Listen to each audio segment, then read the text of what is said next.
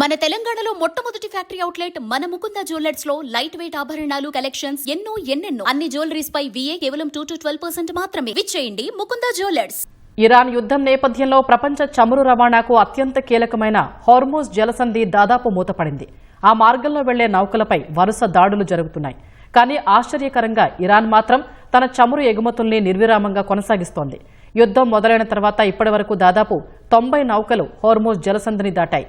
అసలు హార్మోజ్ జలసంధిలో ఏం జరుగుతోంది? ఒకవైపు యుద్ధం జరుగుతున్నా ఇరాన్ లక్షలాది బ్యారెళ్ల చమురును ఎలా ఎగుమతి చేయగలుగుతోంది? అమెరికా ఎందుకు మౌనం వహిస్తోంది? ఈ కథనంలో చూద్దాం. మార్చి ప్రారంభంలో యుద్ధం మొదలైనప్పటి నుంచి హార్మోజ్ జలసంధి గుండా సాధారణ రాకపోకలు నిలిచిపోయాయి. ఈ ప్రాంతంలో దాదాపు 20 నౌకలపై దాడులు జరిగాయి. యుద్ధానికి ముందు ఈ మార్గంలో రోజుకు 100 నుంచి 135 నౌకలు ప్రయాణించేవి. కానీ మార్చి 1 నుంచి 15 వరకు కేవలం 89 నౌకలు మాత్రమే ఈ జలసంధిని దాటాయి. అందులో 16 ఆయిల్ ట్యాంకర్లు ఉన్నాయి. సాధారణ నౌకల రాకపోకలు ఆగిపోయినా ఇరాన్ మాత్రం ఏకంగా 16 మిలియన్ బ్యారెళ్లకు పైగా చమురును ఎగుమతి చేయడం గమనార్హం. పాశ్చాత్య దేశాల ఆంక్షల నుంచి తప్పించుకునేందుకు ఇరాన్ డార్క్ ట్రాన్సిట్స్ అంటే రాడార్లకు చిక్కకుండా రహస్య ప్రయాణాల ద్వారా చమురును తరలిస్తోంది. ఈ చమురును కొనుగోలు చేస్తున్న దేశాల్లో చైనా అగ్రస్థానంలో ఉంది.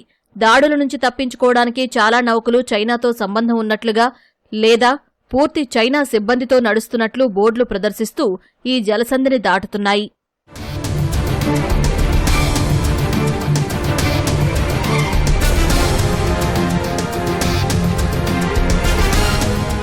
ఈ యుద్ధ వాతావరణంలోనూ దౌత్యపరమైన చర్చల ద్వారా భారత్, పాకిస్తాన్ లాంటి దేశాలు తమ నౌకలను సురక్షితంగా దాటించగలిగాయి.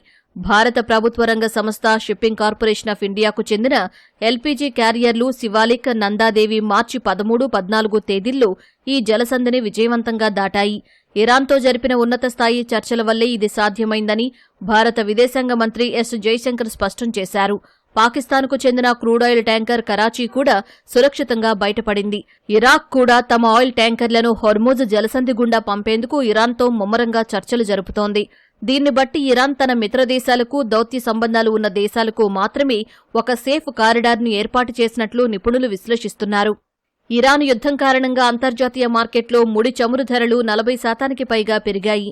బ్యారెల్ ముడి చమురు ధర $100 దాటింది. అమెరికా, ఇజ్రాయెల్ వారి మిత్రదేశాలకు వెళ్లే 1 లీటరు చమురును కూడా హార్మోజ్ జలసంధి నుంచి వెళ్లనివ్వబోమని ఇరాన్ తెగేసి చెబుతోంది.